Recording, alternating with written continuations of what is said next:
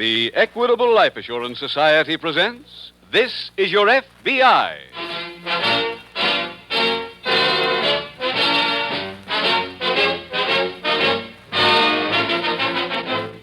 This is Your FBI, the official broadcast from the files of the Federal Bureau of Investigation.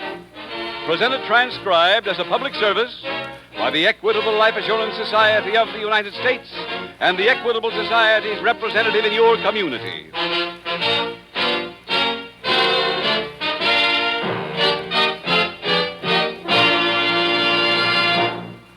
In the 30s and early 40s, most men and women ask themselves, what will I be doing when I'm 65 years old? Well, that's largely up to you and the decision you make right now. Opportunity for an important decision will be offered to you in our middle commercial. It tells about the Equitable Society's Independent 60s plan. This plan means exactly what it says. Financial independence in your 60s. Listen carefully to this important message from the Equitable Society coming in about 14 minutes.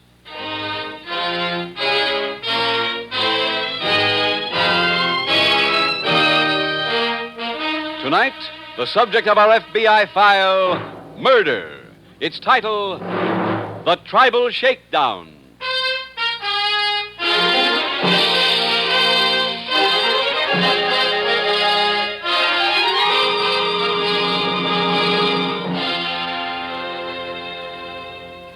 Tonight's case from the files of the Federal Bureau of Investigation was selected for dramatization because it points out a very fundamental shortcoming in America's educational system.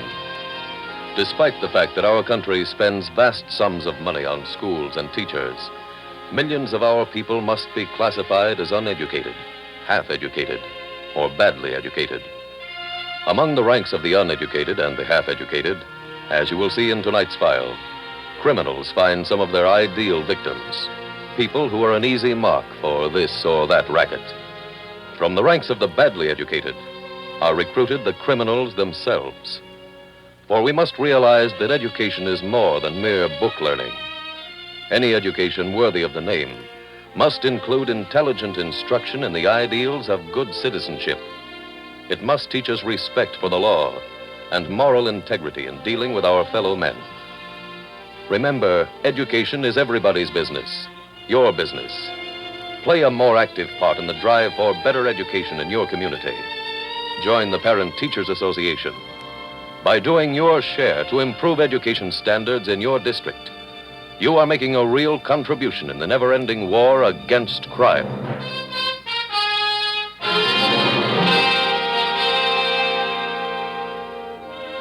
Tonight's FBI file opens on an Indian reservation in a western state.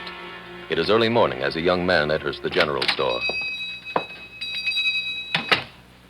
He walks toward the long counter and greets the overalled, bewhiskered proprietor. Good morning. Oh, good morning, mister. I'd like to get some food. Mm-hmm. What kind? I guess I've got a little of everything on this list. Moving in around here?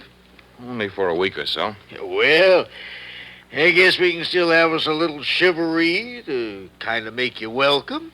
Thanks very much. Yeah, been doing it every time we get you white folks in. I'm an Indian. Oh, go on now. My name's Dr. Watonga. Well, what do you know? You know I never would have took you for one. I think maybe I better buy my groceries someplace else. Oh, now, Doc, now. You don't think I meant no offense? Why, I was just trying to make you welcome. If I was white. Oh, why, if it was anything. Why, you ask around you like. I got more Indian friends than I got white ones. Sure. Stark's my name, Floyd Stark. Indians got me another name, though. Man with a big heart. 'Cause I give 'em so much credit. I see. Now, let's have that grocery list. Here. Where you living, Doc? I took a shack up in the hills on the old Washita property. Well, it's too bad you never got to meet Washita. He was my uncle. Oh?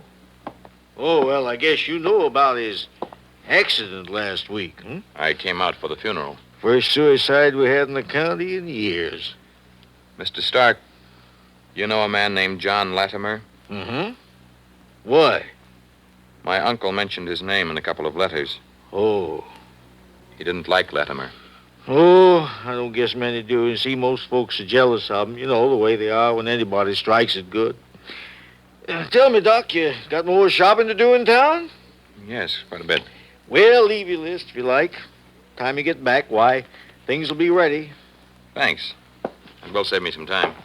You say he'll be here a week or two? Yes? And you'll be seeing John Latimer.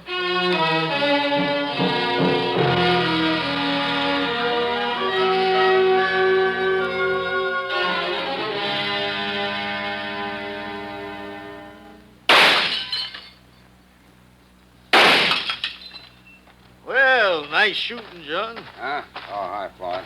You know, there's a 2-penny deposit on each of them bottles, you know. Think I can afford it? Oh, I guess maybe. Something on your mind?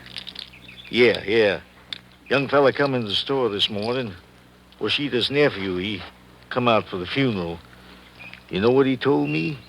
Seems like the old man put your name in some letters that he sent the boy. What about it? Well, he was asking questions about you, and when he left the store, I hear tell that he was pulling around asking other folks. Floyd, all anybody can tell him is I buy crops from a lot of Indians. This boy's a doctor. Who? One I've been telling you about, Washita's nephew. Forget about him. Start thinking about Salazar. Not yet, John. You told me he owes you over $1,000. Well, he does. But, see, I'm for going easy. Why? Well, I like to wait till Washita's nephew stops being so nosy. Floyd, last time I was in the city, I went to the circus. They had a tail there that wagged a whole dog. I think that's the place for that kind of thing, don't you? Huh? You got 10% of this business. I'm the 90. Get it? Oh, yeah. You just bring Salazar out here for some cough syrup. Once we get control of his crop, we'll have the whole valley.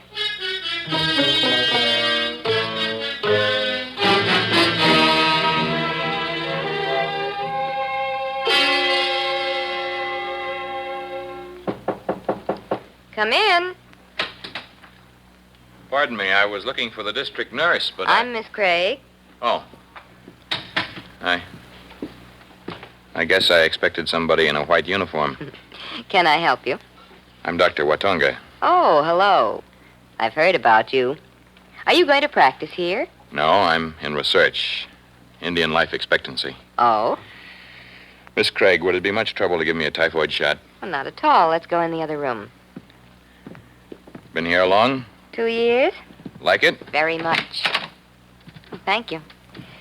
By the time you get your sleeve rolled up, I'll have the needle ready. If you'd like to use this lab for anything, you're welcome to it. Thanks very much. I'll only be here this trip for a week or 10 days. Oh. Maybe you can help me on some other research I'm doing, though. On what? A man named John Latimer. You see, Juan Washita was my uncle. The Washita who committed suicide last week? Yes. He raised me. He sent me to medical school. I can't believe he'd have committed suicide. But the paper said he left a note. I know, I've got it. But I don't consider it proof. You see, I happen to know that Latimer has been stealing land from our people. My uncle tried to fight him. My uncle died. And, now you're planning to fight him. Yes. I doubt that you'll get anywhere alone. I don't intend to. I've got to go into the city tomorrow for equipment. While I'm there, I'm going to tell this whole story to the FBI.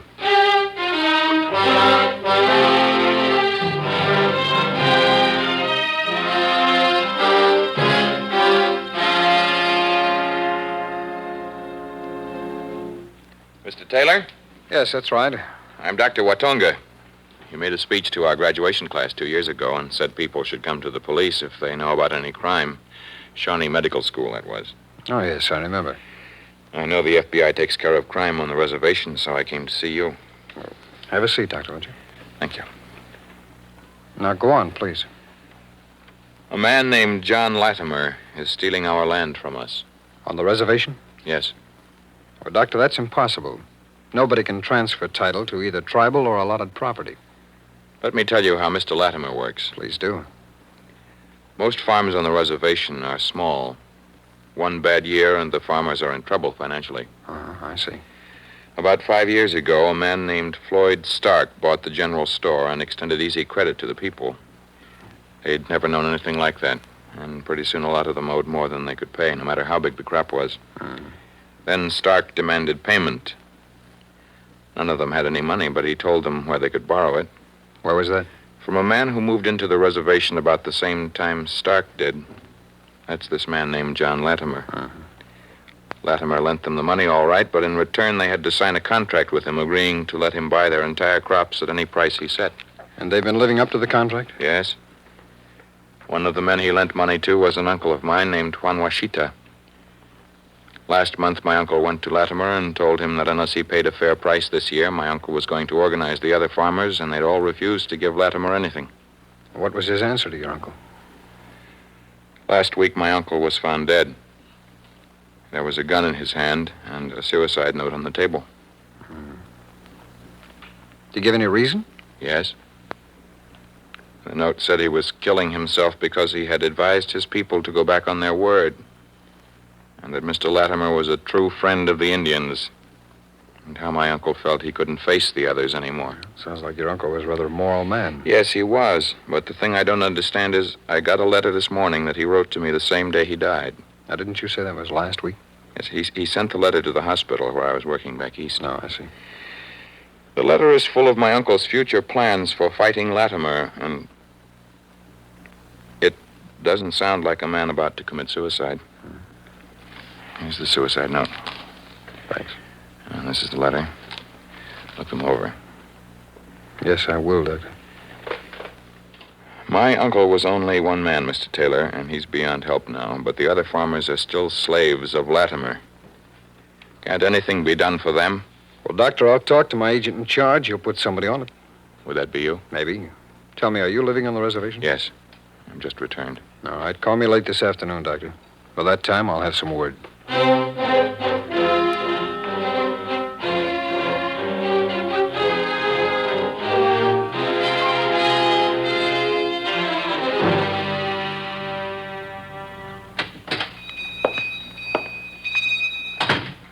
John, where you been? In town. I've been plaguing the operators to find you. What for? That nephew of Washita's come back from the city. And he told me that he took himself a shack till spring. Where'd you see him? Right here in the store. He come in here asking a mess of questions. About me? Both of us. He found out someplace about all them Indians owing me big money and send them to see you. Well, that must have been why he came to see me then. When? Came by the house while I was out. If he comes back, send him over to my office. I'll straighten him out.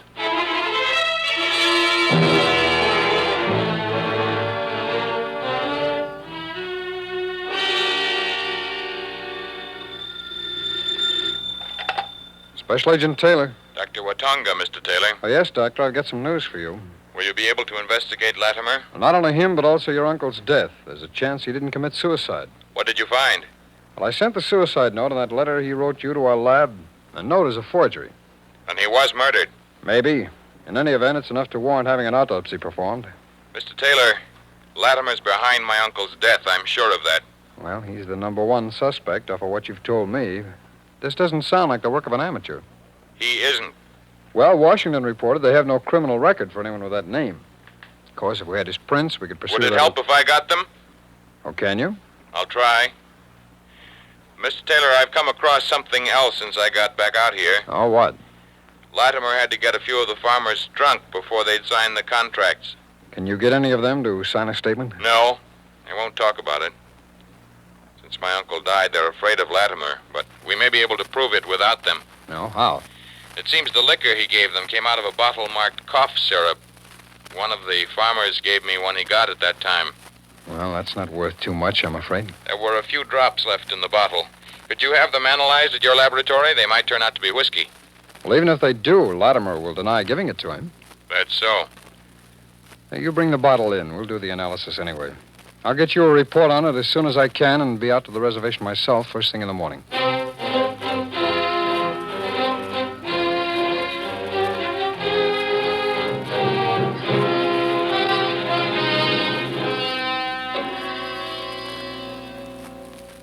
Mr. Latimer? That's right.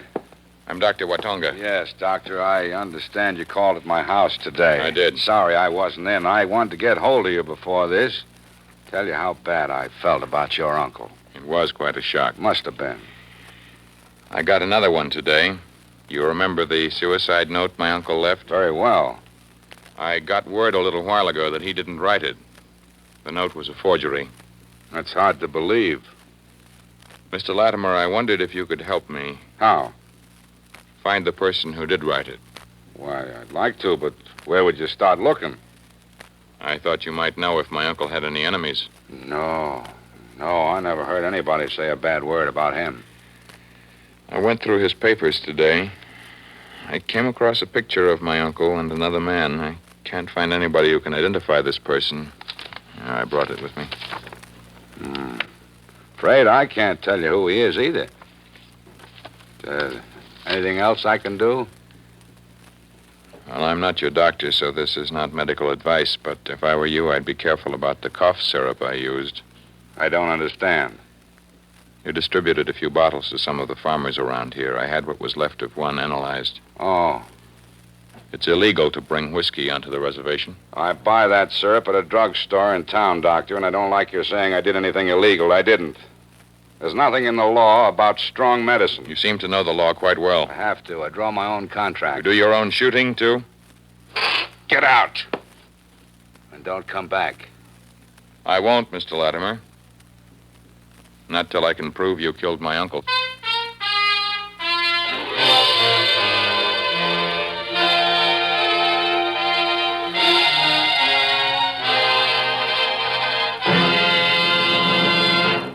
We will return in just a minute to tonight's exciting case from the official file of your FBI. But now, listen. Those are check writing machines at the home office of the Equitable Life Assurance Society. Every month, checks go out to members who have paid up their Equitable Independent 60s plans. And here's Mr. Harvey Morris. You finished your payments last year, didn't you, Mr. Morris? That's so, Mr. Keating. I turned over my little store to my son. Now I've got nothing to do but have a good time. In other words, Mr. Morris, you're now cashing in on the 3 freedoms that go with an Independent 60s plan. First, freedom from money worries and job worries. Financial independence. Mr. Keating, I'm still a man who gives to charity. I'll never be on the receiving end. Second, with an Equitable Independent 60s plan, you're free to live anywhere you please. We're staying right in my old hometown, but we spend our summers up in the pine woods of Maine. Third, freedom to do the things you've always wanted to do. I guess I'm sort of an inventor, Mr. Keating. And now that I can give it my full time, I really am enjoying myself. If I come up with anything good, you know who can take a bow? My Equitable man. He's the one who explained the Independent 60s plan to me. Showed me how pretty nearly anybody who really wants to can afford it. That's a fact. You don't have to earn big money to begin an Equitable Independent 60s plan. Ask your Equitable representative to explain why you probably have a big head start towards Independent 60s because of your Social Security and the life insurance you already own. Often only a small amount of additional insurance is all that's required. $2 a week did it for me. Friends, why not profit by Mr. Morris's experience? Phone your Equitable Society representative without delay, or send a postcard care of this station to the Equitable Society. That's EQUITABLE. The Equitable Life Assurance Society of the United States.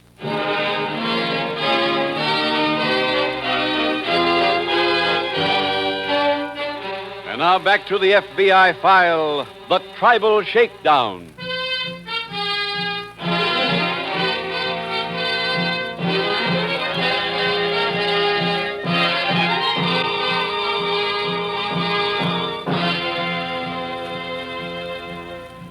From reading detective stories in which the mystery is solved by a brilliant amateur sleuth, many an otherwise sensible citizen gets the notion that he might have the makings of a star detective.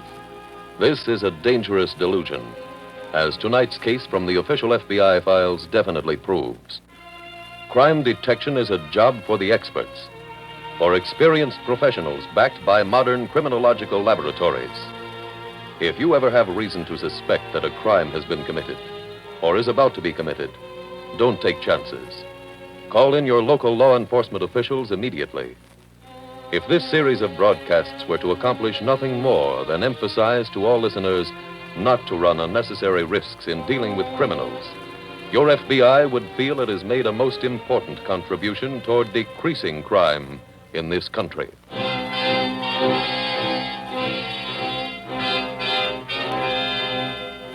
Tonight's file continues the following morning outside Dr. Watonga's cabin. Hello there, Doctor. Hello, Mr. Taylor. When did you arrive? Just got off the train. Came right out. I went to see Latimer yesterday. Well, after we talked? Yes. I told him about the suicide note forgery and asked him what he knew about it. He pretended to be shocked. I wish you hadn't told him. Why? Well, I wanted to get a sample of his handwriting. If he's on guard, that'll be a pretty tough thing to do. I'm sorry, Mr. Taylor. If he's in league with that man who runs the general store, Floyd Stark? Yeah, Stark. If they're working together, Latimer's undoubtedly warned him not to throw any handwriting samples around now, so... Hey, wait a minute. Latimer must write on his checks if we find out where he keeps his account. Oh, in the City National Trust. Oh, how do you know? Farmers told me about getting their loans by check. Well, I think I can get a court order to examine his account. Oh, did you get his fingerprints? They should be on the picture in this envelope. I wiped it clean before taking it to his office. All right. I'll let the lab go to work on it. You going to check on Stark? Know where he keeps his account? I saw him coming out of the bank here yesterday. All right, I'll try to get an okay to check his records, too. When do you think you'll be back? Sometime tonight.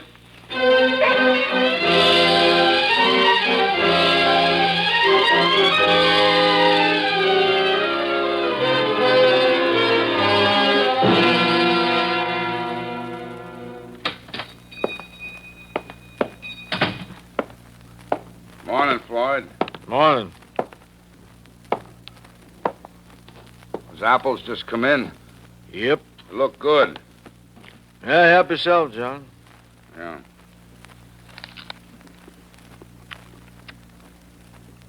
I want you to call the doctor tonight. Tell him you'll talk. Hey, John, now listen, I ain't in no mood for Call joking. him, call him. Tell him to come over here. You'll give him all the information he wants about me. But, Tell him the place is locked, but the key's under the mat. As he's letting himself in, blast him. You want me to kill him? We can't prove anything if he's dead, can he? No. He'll still have the key in his hand. Your story is the place was locked. He got a key someplace and was breaking in. I want to hear from you tonight. And I want to hear the job's been done.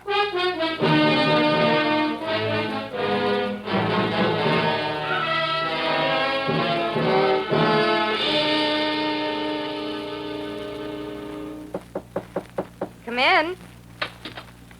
Hello. You Miss Craig? That's right. Miss Craig, my name is Taylor. I'm a special agent of the FBI. Oh, yes, Dr. Watonga told me about you. Oh, I was looking for the doctor. Didn't you see him in the street? No, I didn't. Well, he just left. Well, it's rather important I find him. I've got some news you'll want to hear. I wish I could help you, but you see, we were sitting here when he got a call. He left as soon as he finished talking. You got a call at this hour? Yes. Do you know who from? No, but he was excited about it. Miss Craig, may I use your phone? Surely. Thanks. Let's hope the operator knows where that call came from.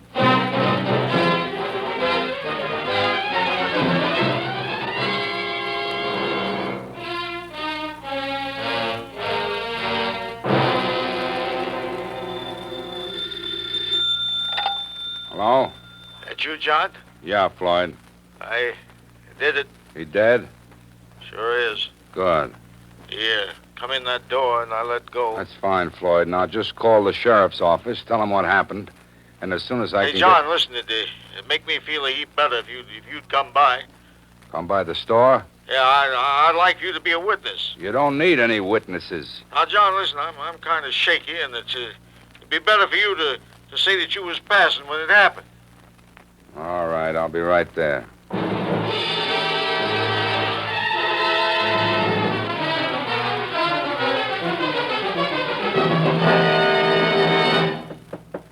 Coming, John, coming.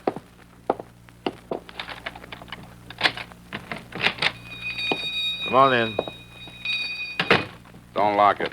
Oh? He unlocked it before you shot him, Floyd. Leave it that way. Let's go see the body. This way. Why'd you drag him back here? He didn't. Huh?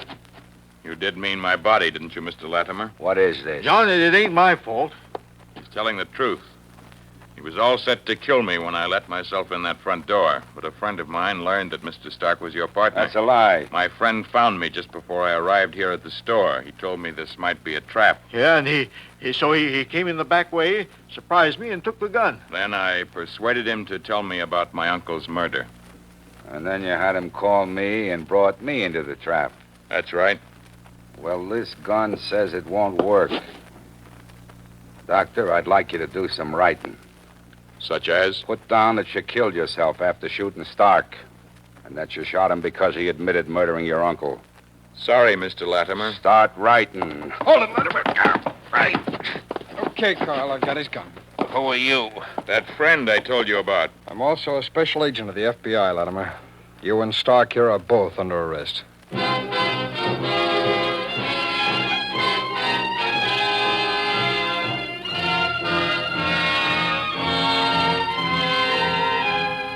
John Latimer was tried in federal court for murder on an Indian reservation and sentenced to a term of life imprisonment. Floyd Stark was tried for being an accessory after the fact and given a 20-year sentence. Special Agent Taylor was able to establish the fact that John Latimer and Floyd Stark were partners through his examination of Latimer's checking account. Those records revealed that each time he made a deposit for himself, he drew a check to Stark's credit, each time for exactly 10%. From the writing on the checks, the FBI crime lab determined that Latimer was the one who wrote Juan Moschita's forged suicide note, and from fingerprints found on the photograph, the identification section came forth with a past criminal record in his true name. And so another case from the files of the Federal Bureau of Investigation was closed. Another case in which your FBI protected not only the lives of people, but also their basic freedom.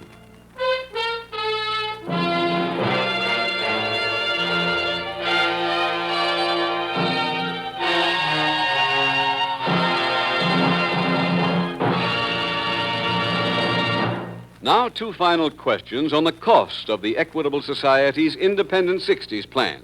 Mr. Keating, I'm just 29 years old. Should I figure on starting one of these plans when I get to be about 40? No. Start right away and your yearly cost will be much lower. Well, suppose my salary goes up as I grow older. Can I increase the amount of my Independent 60s plan? That's possible any time. After all, the amount of your Independent 60s plan is strictly up to you at all times. It depends on your present income and future needs. Your Equitable man will be glad to work it out with you. Or send a postcard care of this station to the Equitable Life Assurance Society.